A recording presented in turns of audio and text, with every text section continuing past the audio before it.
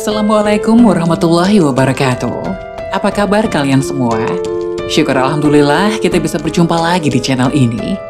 Salawat dan salam selalu tetap tercurah kepada junjungan kita, Nabi besar Muhammad Shallallahu Alaihi Wasallam.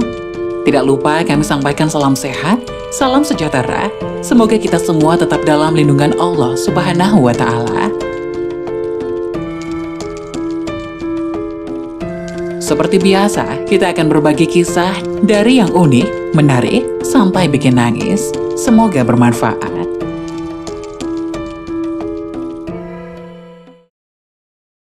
Kisah nyata, 4 kali merasakan siksa sakaratul maut akibat selama hidup melakukan perbuatan ini. Ternyata, sakaratul maut akan dirasakan oleh setiap manusia, baik yang beramal saleh ataupun beramal salah. Peristiwa yang luar biasa beratnya tersebut akan berubah kondisinya sebagaimana kehidupan orang yang hendak dicabut nyawanya. Apakah menjadi lebih ringan atau justru menjadi lebih berat? Sudah dapat dipastikan bahwa mereka yang hidup dalam maksiat akan mengalami sakaratul maut yang amat berat dan menyakitkan. Sementara bagi mereka yang beramal soleh akan mendapati sakaratul maut dengan begitu ringan. Umumnya, sakaratul maut hanya akan dialami 1 kali bersamaan dengan dicabutnya nyawa. Namun Allah Maha berkehendak di mana terdapat kisah yang menceritakan seorang pria yang mengalami 4 kali sakitnya sakaratul maut. Kisah tersebut diceritakan oleh seorang pembimbing rohani di salah satu rumah sakit yang berada di Jawa Timur bernama Abdul Ghafur. Setiap harinya, ia membimbing para pasien yang beragama Islam untuk tetap sabar dalam menghadapi sakit ataupun membimbing saat mereka mengalami sakaratul maut. Abdul Ghafur mengisahkan bahwa pernah ia membimbing seorang pasien bernama Romi yang saat itu mengalami sakaratul maut sebanyak 4 kali. Kejadian tersebut terjadi pada tahun 1999, di mana Ghafur seperti biasanya pergi ke rumah sakit tempatnya bekerja. Ketika itu datang seorang pasien bernama Romi yang menderita leukemia yang cukup parah. Dari keterangan keluarganya, diketahui bahwa Romi terlebih dahulu dirawat di rumahnya sendiri selama 1 bulan. Lantaran penyakitnya semakin serius dan parah, sejumlah tetangga pun menyarankan agar Romi dibawa ke rumah sakit guna mendapatkan pertolongan. Sesampainya di rumah sakit, Romi kemudian dirawat di ruang ICU dengan sejumlah pipa infus yang terpasang di tangan dan pipa oksigen di hidung. Tampak ia begitu pucat meski sorot matanya tidak pernah diam melihat sekitar. Setelah beberapa saat, Romi kemudian mendapatkan penanganan dari dokter dan perawat. Ghafur pun ikut mendapat bagian membimbing Romi. Saat masuk ke dalam ruangan, tatapan Romi yang tampak senyum membuat Ghafur sedikit takut. Berbeda dengan sejumlah pasien lain yang pernah ia kunjungi sebelumnya.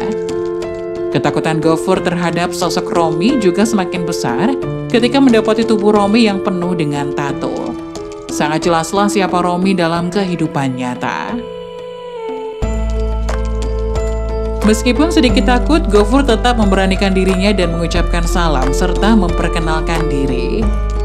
Sebagai sesama muslim, saya hanya mengingatkan banyak-banyaklah berdoa.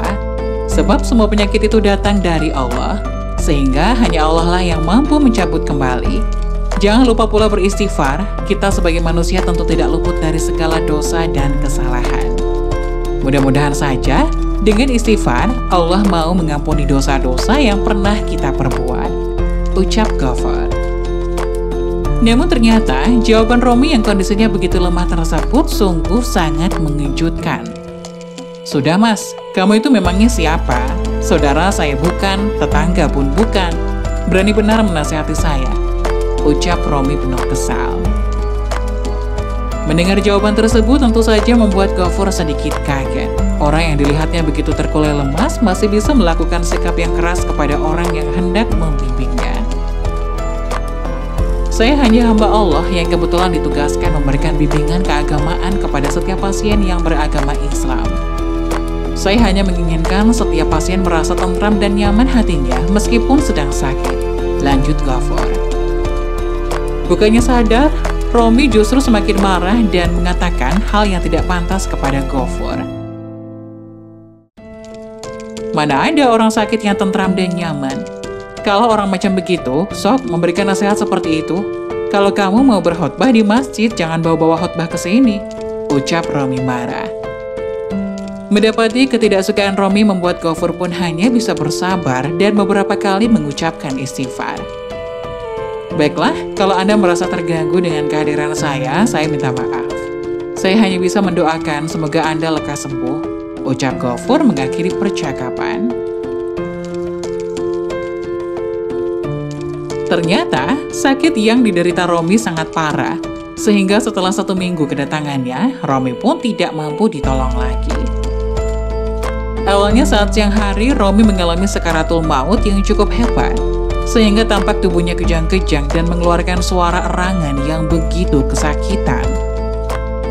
Ghaffur dan beberapa perawat tampak hadir di ruangan tersebut serta membimbing Romi untuk melafazkan kalimat La ilaha illallah. Namun Romi hanya bisa membuka mulutnya lebar-lebar dengan mata yang terbelalak. Beberapa pihak keluarga juga ikut membantu agar Romi sadar dan mengucapkan kalimat talqin. Setelah beberapa jam, Romi pun mengerang panjang dan menghembuskan nafas yang terakhir. Akhirnya sakaratul maut yang dilalui oleh Romi bisa selesai dan tidak menyiksanya terus. Setelah semua peralatan seperti infus dan oksigen dilepas, dan jenazah pun ditutup dengan kain putih, sekitar 10 menit kemudian, jenazah Romi bergerak dan tampak sedang mengalami sakaratul maut kembali. Sontak kejadian tersebut membuat kaget pihak keluarga dan perawat. Para perawat kemudian memasang kembali selang infus dan oksigen, namun setelah mengalami sakaratul maut seperti yang pertama, Romi pun kembali menghembuskan nafasnya yang terakhir. Untuk kali ini, Ghaffur dan perawat benar-benar memastikan keadaan Romi. Romi pun telah dinyatakan meninggal secara medis. Namun ternyata setelah beberapa menit, Romi kembali bergerak dan seakan tengah dicabut nyawa dengan sangat sakit. Ibu Romi yang sedari tadi hadir di ruangan tersebut tak kuasa menahan air matanya melihat penderitaan sang anak. Setelah cukup lama, Romi pun dinyatakan meninggal. Tak ingin kejadian serupa terulang, perawat tidak melepas selang oksigen dan infus jika sewaktu-waktu Romi hidup kembali. Benar saja, Romi kembali merasakan sakaratul maut yang keempat kalinya dengan begitu tersiksa. Meski telah dibimbing untuk mengucapkan kalimat talqin, tetap saja Romi begitu kesusahan. Setelah beberapa saat kemudian, ia pun meninggal dunia. Guna memastikan apakah Romi akan bangkit kembali, tim medis dan Ghaffur pun berjaga-jaga. Namun setelah lewat beberapa jam, akhirnya semua sepakat bahwa Romi telah benar-benar meninggal. Ghaffur yang seringkali menghadiri sakaratul maut para pasien mengaku kejadian yang dialaminya tadi sangatlah aneh dan tentu saja Dan tentu hal itu berhubungan dengan perilaku Romi semasa hidup.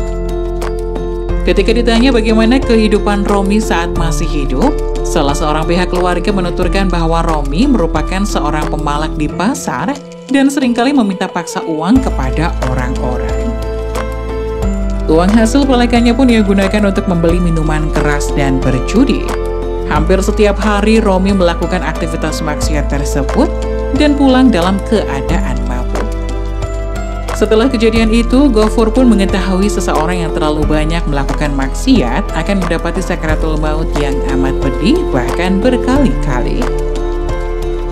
Semoga kita semua bisa mengambil hikmah atau iktibar dari kisah nyata tersebut. Nah, itulah kisah 4 kali merasakan siksa sakaratul maut akibat semasa hidup melakukan perbuatan ini. Semoga kisah tadi bisa memberikan hikmah dan manfaat untuk penonton semuanya. Jangan lupa like, subscribe video ini agar tidak ketinggalan info-info bermanfaat selanjutnya. Sekian dari kami, terima kasih. Wassalamualaikum warahmatullahi wabarakatuh.